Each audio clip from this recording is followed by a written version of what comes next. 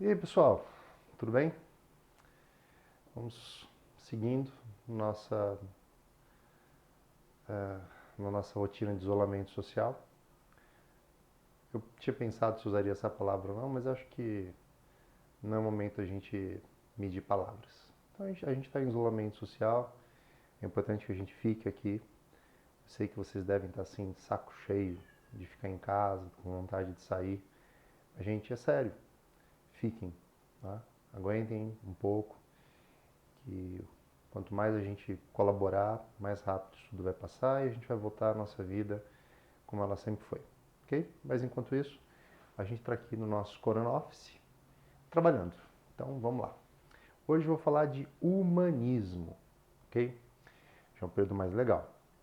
O humanismo vai do século XV até o século XVI. Tá? O marco inicial do humanismo é o ano de 1418, quando Fernão Lopes é nomeado cronista-mor da Torre do Tombo. A gente tem que entender esse evento para entender por que essa guinada, né, para o humanismo, que ainda não é o classicismo de Camões, como a gente vai ver, né, nas próximas aulas. A Torre do Tombo é o Arquivo Nacional de Portugal. Fica, na verdade, né, no Castelo de São Jorge, no topo de uma colina em Lisboa, naquele castelo que foi tomado pelo rei Dom Afonso Henriques em 1147. A partir dali, o palácio passa a integrar a coroa real portuguesa e na Torre Sul, no Torreão Sul, ficava o Arquivo Nacional. Muitos anos depois, séculos depois, foi transferido para a Universidade de Lisboa, num prédio que é feito à semelhança da torre original. Então, no arquivo da Torre do Tombo estão documentos importantíssimos, dentre eles a carta que Pero Vaz de Caminha escreveu a El Rei Dom Manuel no mês de abril do ano de 1500. Tá? A função do cronista-mor era compilar documentos importantes e escrever crônicas sobre a vida dos reis. Até Fernão Lopes, essas crônicas tinham um olhar teocêntrico, no qual o homem, sendo feito à imagem e semelhança de Deus, era a ferramenta de Deus na luta contra os infiéis. Então havia protagonismo para o homem. A partir de Fernão Lopes, em crônicas, como Crônica da Vida de El Rei Dom João, nós observamos uma nítida mudança de posicionamento do autor. Tá? Então, ele dá maior relevância ao protagonismo humano, não é? O protagonismo do homem, do ser. Não que Deus tenha perdido importância ou que Deus não seja considerado. Claro que Deus é considerado. Mas o homem tem o mérito, porque o homem é livre, no seu livre-arbítrio, nas suas competências e potências, e são suas decisões que determinam o sucesso ou o insucesso das empreitadas. Ok? Então, essa guinada é significativa e vai marcar um novo momento da literatura em língua portuguesa. É uma fase em que o galego-português já existe, assim, tem uma baixíssima incidência nos meios populares, já se fala o português antigo, o português arcaico medieval, tá? Despido de influências do galego. Quem vai consolidar essa entrada do galego na literatura vai ser Gil Vicente. Isso vai demorar ainda um pouquinho.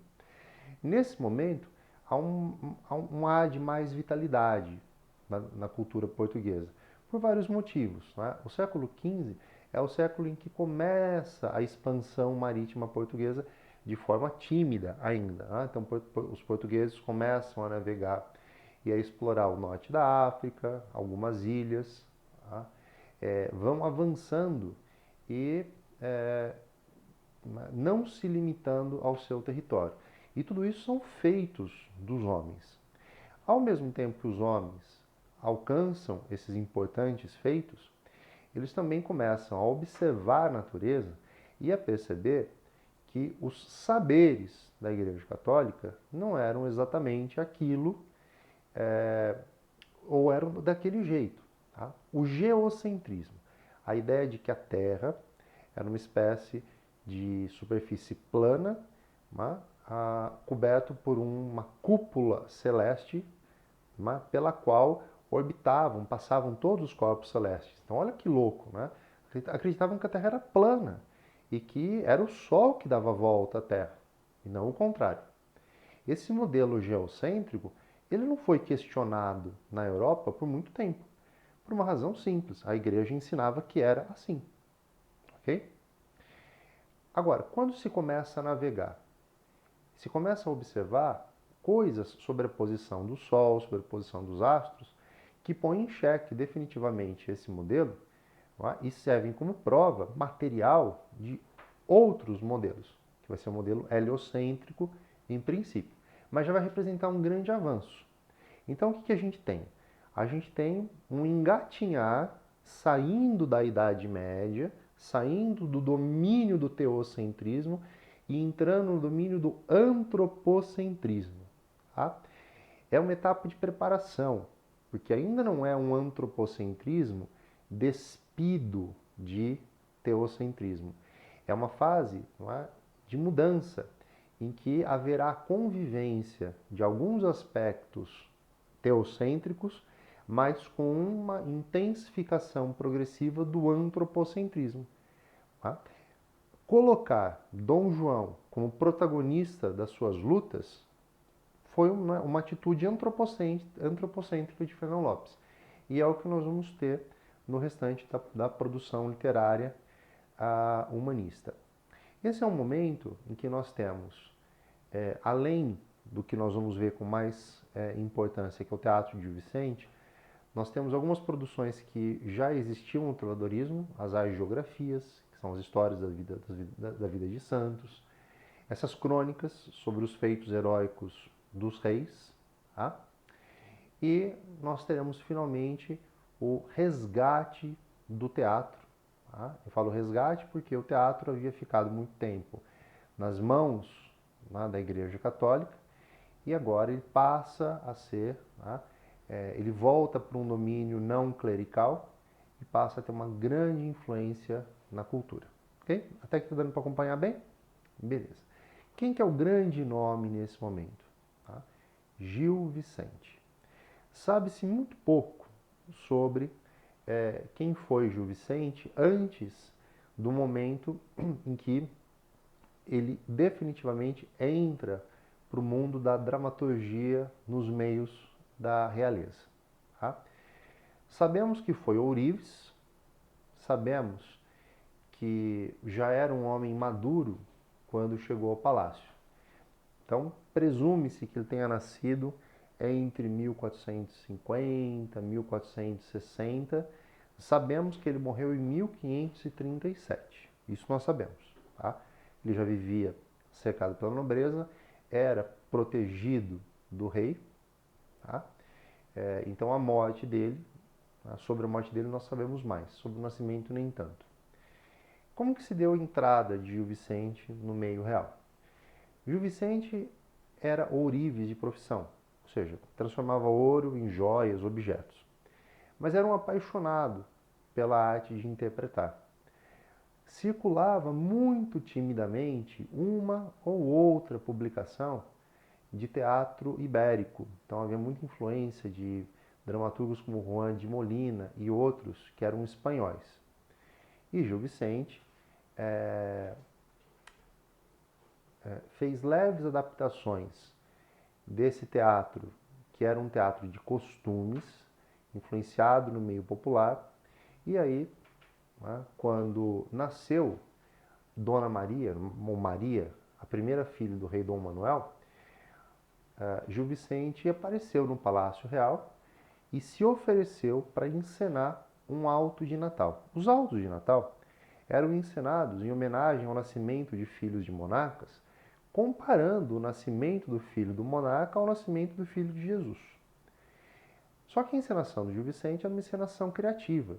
Era só ele, portanto era um monólogo, e ele se colocava na posição não das figuras historicamente mais representativas do nascimento de Cristo, que é Maria, José, os três reis magos. Não, eles colocam na figura de um simplório vaqueiro que observa aquilo na sua inocência.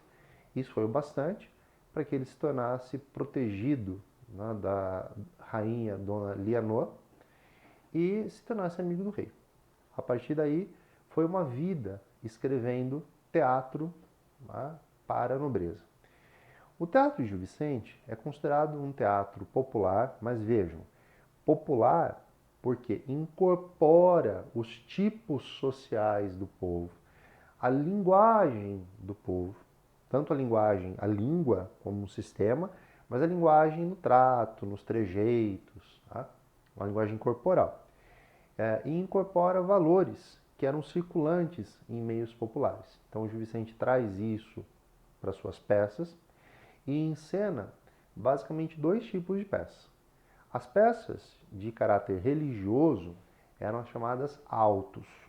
Então tem o Alto da Barca do Inferno, Alto da Lusitânia, Alto da Feira.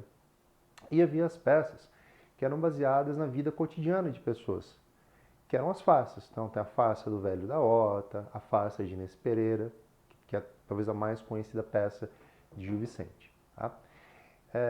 A ideia de teatro popular é muito importante, porque é um teatro de costumes, ou seja, baseado na exposição e certa crítica aos costumes das pessoas, tá? Tanto as das classes mais baixas quanto as das classes mais altas. Isso fica bem evidente no Alto da Barca do Inferno, sobre o qual comentarei no próximo vídeo. Okay? Até hoje, nós temos teatro de costumes na cultura popular. Então, o nosso grande Ariano Suassuna, com a Autora Compadecida, é um autor de teatro de costumes. Tá? A Autora Compadecida, O Santo e a Porca, que até recentemente caía na UFO. Nós temos Osmar Lins, com Lisbela e o Prisioneiro, também teatro de costumes. Tá? Então, é um subgênero teatral que prevaleceu, ou seja, ele atravessou séculos, chegou ao século XX e não seria de espantar que um autor criativo usasse esse subgênero de teatro. Veja, sub não quer dizer porque é inferior, não, tá? É porque dentro do teatro há vários subgêneros, um deles é o teatro de costumes. A linguagem já começa a ser o português falado pelo povo. E as personagens que o Gil Vicente utiliza são personagens caricaturais, tipos sociais. Portanto, são personagens de pouquíssima profundidade psicológica, são caricaturas, são estereótipos daquilo que se vivia ou que se observava no cotidiano português, principalmente fora do palácio. Então, tem a figura da alcoviteira, a figura do sapateiro, a figura do agiota, a figura do judeu, a figura do pavo, tá? Do corregedor, do procurador e de tantas outras que povoaram, né, o riquíssimo teatro de Gil Vicente. Para Gil Vicente, o riso era uma forma de criticar e atacar os costumes. Então, ele consagra o princípio do ridendo castigat mores. Na próxima aula, nós falaremos de um alto e de uma farsa, para vocês terem um repertório mais vasto sobre Gil Vicente e entenderem um pouco melhor isso que eu quis expor para vocês hoje, certo? Então, beijo no coração de vocês.